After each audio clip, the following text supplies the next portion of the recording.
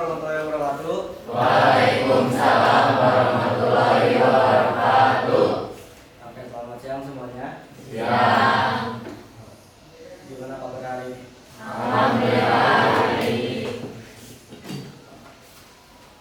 Buat hari ini, buat di mata pelajaran desain, kita akan masuk ke bagian materi. Oke. Jadi sebelum itu,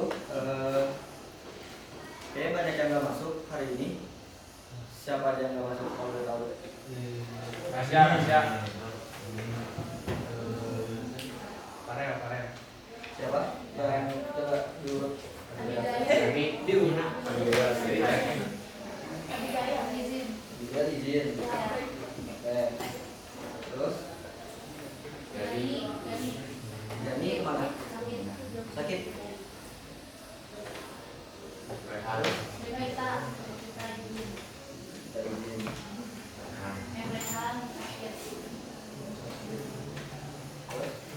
Dari izin. Oke. Ada lagi? Yang mana?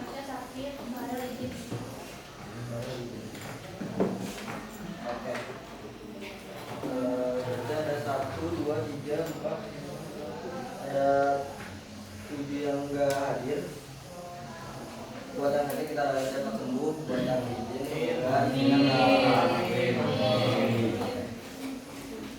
di pelajaran desain sebelumnya kan kita udah ada proyek ya tentang bikin acara. Di acara itu kan kalian pasti bikin posternya, apa ya?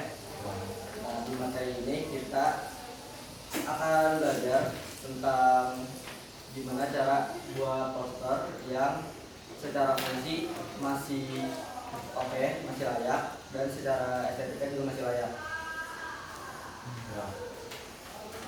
Sekarang, pernahkah kalian lihat desain yang terlihat penuh, berantakan, atau sulit dibaca? Kayak gini. Oke. Kenapa desain-desain ini terlihat penuh? Ada yang bisa jawab dulu nggak? Menurut pendapat kalian? Oke, benar. Desain ini kenapa terlihat penuh banget, sesak banget, kayak ramai banget gitu? Itu karena komposisi dan layout dari si desain ini kurang diperhatikan. Jadi antara satu dan aset yang lainnya itu kadang besar kecilnya masih sama, nggak ada titik fokusnya dan yang lain. Jadi secara singkatnya, apa itu komposisi? Komposisi itu proses mengatur dan menyusun elemen visual seperti teks, gambar, warna, bentuk, dan ruang kosong. Kayak waktu kalian bikin desain brief kemarin, itu kan kita sebagai desainer nanya ke klien, runut kan, dari mulai warna mau kayak gimana, inti acaranya apa, terus kira-kira desainnya konsepnya mau kayak gimana. Itu tuh sebenarnya jadi acuan kalian buat nanti ngatur komposisi desainnya. Oke. Kenapa posisi elemen dalam desain harus diatur?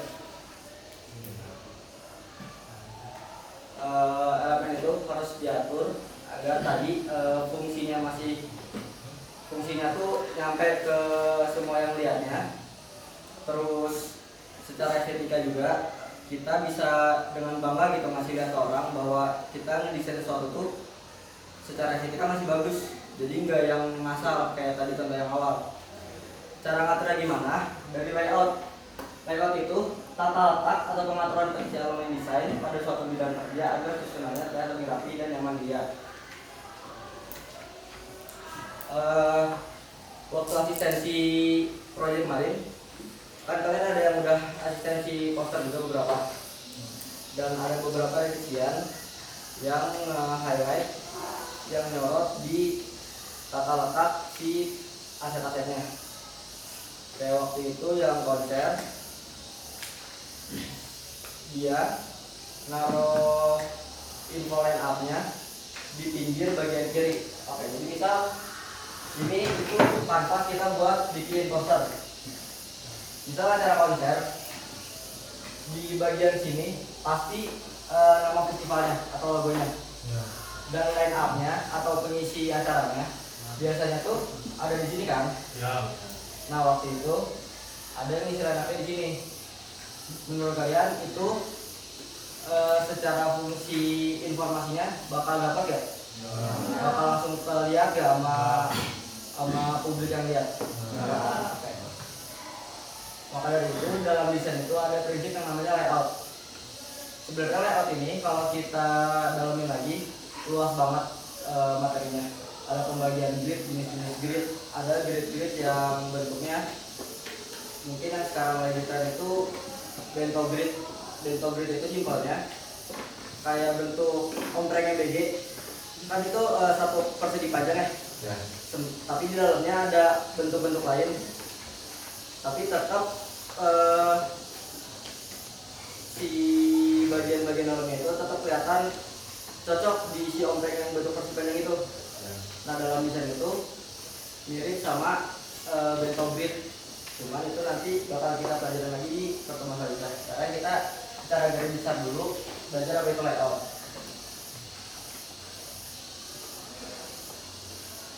Nah di dalam layout itu ada beberapa prinsip aja yang bisa kita bicara. Yang pertama itu ada visual hierarki.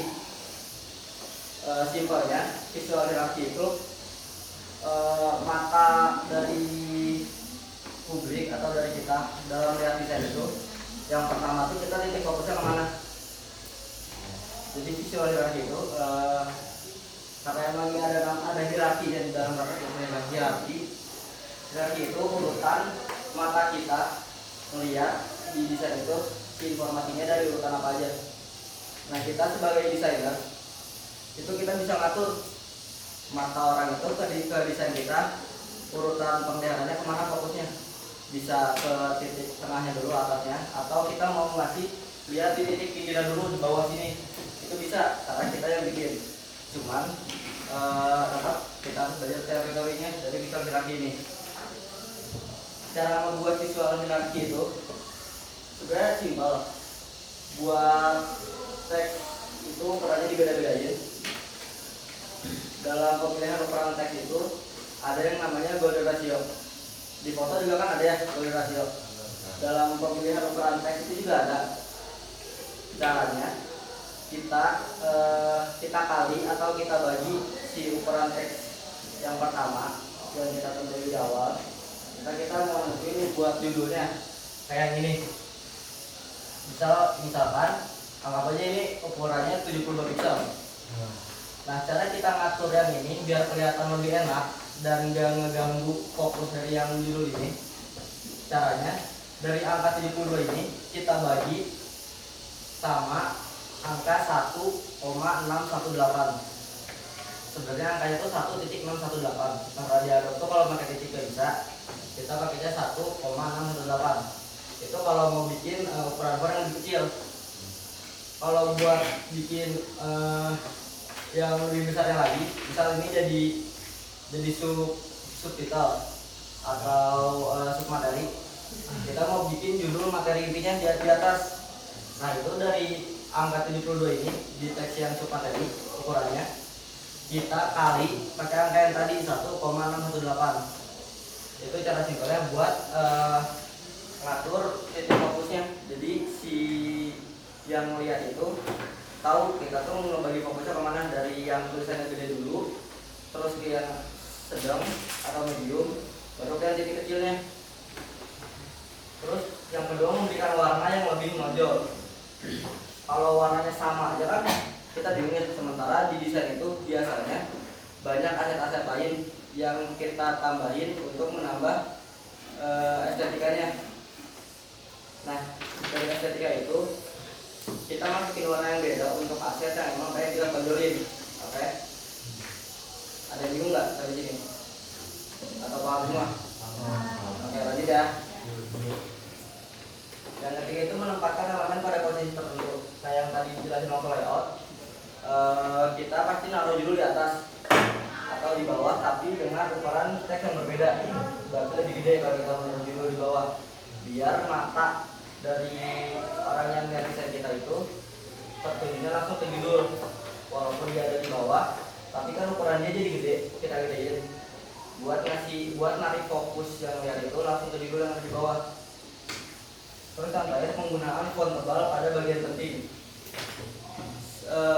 Sederhananya kayak kita nulis artikel atau naskah di Word, kan bagian pentingnya pasti kita bold ya. Nah itu sama juga di desain kayak gitu. Nah ini contohnya, menggunakan ukuran teks yang tebal dan berbeda dan menggunakan font tebal pada bagian penting. Bisa kalian lihat di sini. Ini kan ada line up-nya. Oke. Ini tuh dibagi per hari. Di antara line up yang banyak ini pasti ada penampil-penampil yang memang ditunjukkan untuk jadi penampilan penutupnya sebagai headlinernya.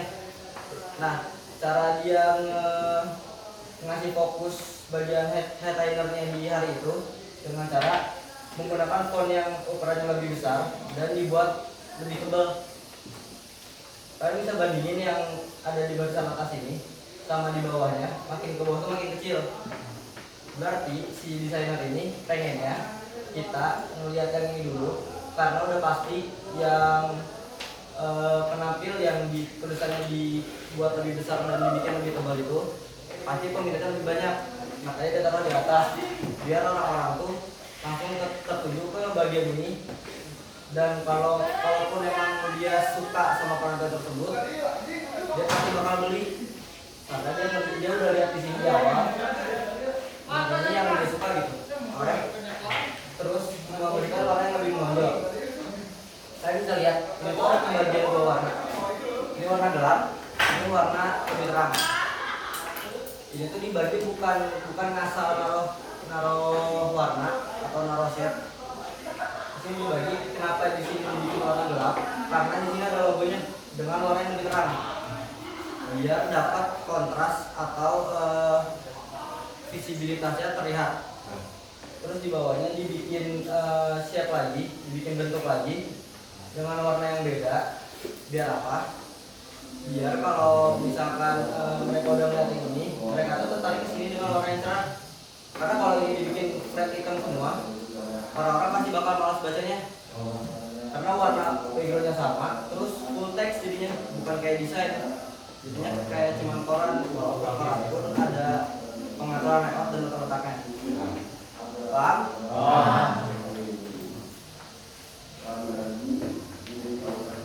Ternyata ada alignment. Di sini alignment itu kesesuaian atau kerapihan posisi antara elemen dalam desain.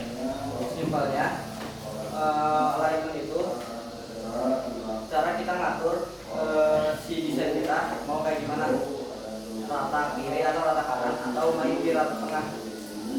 Kayak kalian balik lagi ke Word, alignment itu kan di Word kita cara ngatur si teks ya. Entah kita mau rata kiri, rata di tengah atau rata kanan kiri. Di desain pun sama. Kita tuh harus ngatur elemen-elemen yang kita masukin ke desain itu kira-kira alignmentnya atau kerataannya itu mau kayak gimana. Karena itu tuh berpengaruh ke keseimbangan si desainnya. Di sini desain itu harus menggunakan di dalam layout ada prinsip yang namanya balance. Balance itu keseimbangan, oke? Tapi keseimbangan dalam desain itu nggak harus simetris kanan kiri. Ada juga desain balance yang emang secara desainnya itu enggak seimbang kanan kiri, enggak sama kanan kirinya, enggak simetris. Tapi pas kita lihat itu bakal tetap kelihatan seimbang. Contohnya kayak gini. Kita bisa lihat di yang pertama ini. Tahu film ini kan? Di outer filmnya ini, dia tuh kebagi di tengah di sini. Dan ini udah pasti kalau simetris itu kemungkinan besar udah pasti bakal seimbang desainnya, karena udah pasti dibagi di tengah dan ukuran dari si elemen-elemennya kayak seimbang antara kanan kirinya. Selanjutnya yang asimetris ini tuh kalau kita bagi itu nggak akan kelihatan seimbang karena di sini penuh, di sini kosong. Nggak akan kelihatan sama karena di sini penuh, di sini kosong.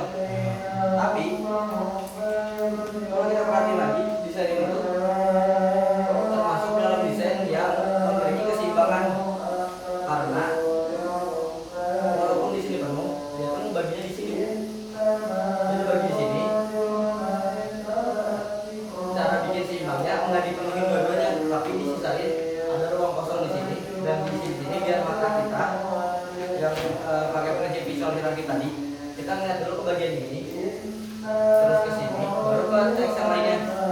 Oke? Jadi biar situ nggak sama dengan simetris sama kanan kiri. Paham? Kita yakin? Dari yang ada contoh lainnya tadi, yang ada kan kosong ya. Itu dikosongin bukan tanpa alasan. Dia itu dikosongin karena ada yang namanya prinsip space atau ruang kosong. Simpelnya, sederhananya, space itu kita pakai buat ngasih nafas di desain kita. Kan tadi kalian udah lihat kan contoh desain yang di awal yang rasa penuh banget, sesek banget, kayak nggak ada, ya kita nggak akan bisa nafas gitu di desain itu. Nah, di prinsip desain itu ada yang namanya white space. Ini tuh buat ngatur, selain ngatur visual hierarkinya, ngasih nafas juga di desain kita. Jadi mata kita juga bisa fokus ke salah satunya, bukan keseluruhan tanpa itu kita isi. Oke. Cara pengertiannya white itu area kosong di dalam desain yang digunakan untuk memberi jarak dan menjaga kenyamanan visual. White space berfungsi memberi nafas pada desain, memberi fokus pada informasi utama, dan membuat desain lebih bersih serta meningkatkan keterbatasan informasi. Ini ada contohnya. Ini kan sebenarnya inti dari dua poster itu sama, tapi poster yang ini sama poster yang ini bakal melihat lebih penuh dan nggak bisa napas di sini daripada yang itu. Kenapa? Karena penggunaan white space-nya dipakai dengan benar. Jadi mata kita akan lebih nyaman ngeliat yang ini daripada yang ini. Oke? Dan di sini visual hierarkinya jelas. Yang mau dia tampilin di poster ini yang mau ditunjukin pertama tuh ada judulnya, baru rangkaian kegiatannya, hari dan tanggalnya, dan ini tempatnya. Oke?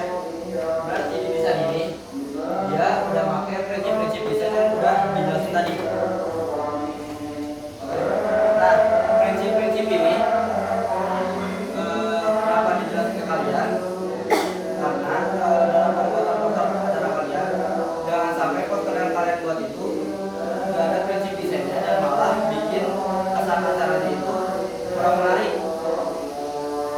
Penggunaan white space, terus visual hierarki, terus alignment itu kita juga harus kita perhatiin sebagai desainer, karena kita itu mengkomunikasikan sesuatu lewat visual, yang mana selain harus ada estetikanya, harus ada juga fungsi informasinya. Paham? Paham. Ada yang bertanya enggak? Ada Bang Rumah? Yes. Kalau ada Bang semua di sini, kita ada tugas buat kalian. Kan kalian udah ada kelompok ya? Kelompok perusahaan. Tugasnya ini bukan kalian cari dari 3 soal ini. Tugasnya itu kalian berkelompok per perusahaan kalian tentuin dulu kalian mau ngambil soal yang nomor berapa, baru nanti kalian cari jawabannya. Jadi kalian nggak harus nyari 4 contoh bisa ini, tapi pilih salah satu yang menurut kalian mudah dan kira-kira bisa kalian jelasin nantinya. Jadi tugas ini tuh karena workload kita gak banyaknya hari ini, tugas ini bakal kalian presentasiin minggu depan. Jadi kalau bisa didiskusiin dulu di perusahaan kalian dari 3 soal ini yang mana yang menurut kalian kalian pahami, kalian ngerti, dan nanti di pertemuan selanjutnya kalian bakal presentasiin ini dengan bahasa kalian dan menurut opini perusahaan kalian.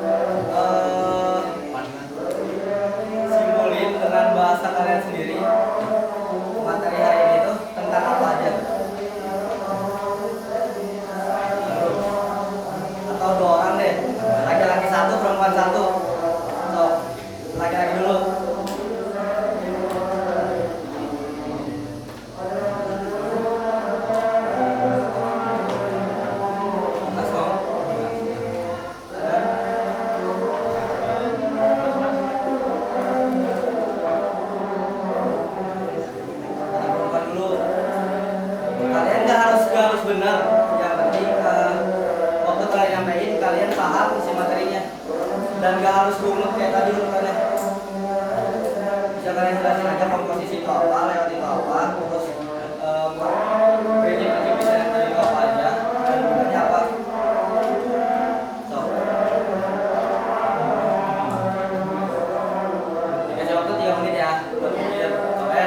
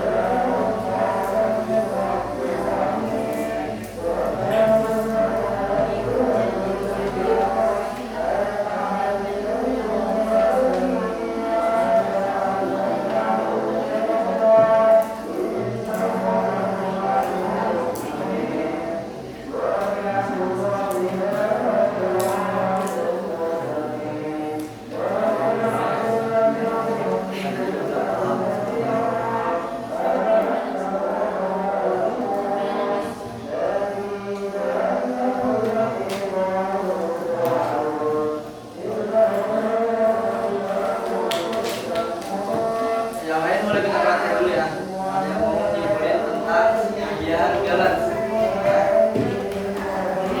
Ini aja dulu. Jadi aku mau ngejelasin tentang yang balance ya.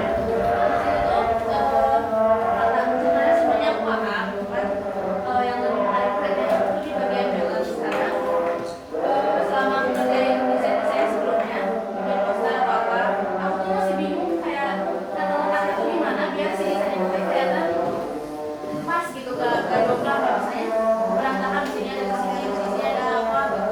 Setelah aku ngejelasin yang bagian balance, jadi aku ada pandangan buat bikin poster atau desain yang lain tuh kayak gimana biar kelihatan seimbang gitu. Terima kasih tepuk tangan dulu. Saya itu udah bagus dan memang benar fungsi dari balance itu memang membuat di bagian antara sisi estetikanya dan informasinya biar tetap masuk saat kita membuat desainnya. Jadi nggak ada salah satu yang menonjol banget tentang estetikanya dan informasinya. Karena kalau dari salah satunya ada yang lebih tinggi persentasenya di desain kita, itu bakal membuat tampilan desain itu agak kurang atau nggak begitu nyaman di mata kita. Oke. Karena waktunya juga udah mau selesai, jadi sekarang bapak ada yang ngumpulin materi hari ini. Jadi materi hari ini tuh si fungsi komposisi dan layout itu digunakan dalam desain sebagai prinsip dasar dan itu tuh harus jadi pegangan kita dalam membuat suatu desain karena hal itu bakal membantu banyak dalam proses awal kita dari mulai brainstorming dan penyusunan elemen, apalagi di kalian di kelas ini itu ada project buat nge-branding suatu acara. Nah, prinsip-prinsip ini bakal berguna banget kalau emang kalian mau gunain itu di desain kalian nanti, entah di poster atau di bagian apapun itu. Kalau bisa digunain si materi ini karena sebenarnya itu tuh dasar banget buat desain ini dan itu bakal merubah.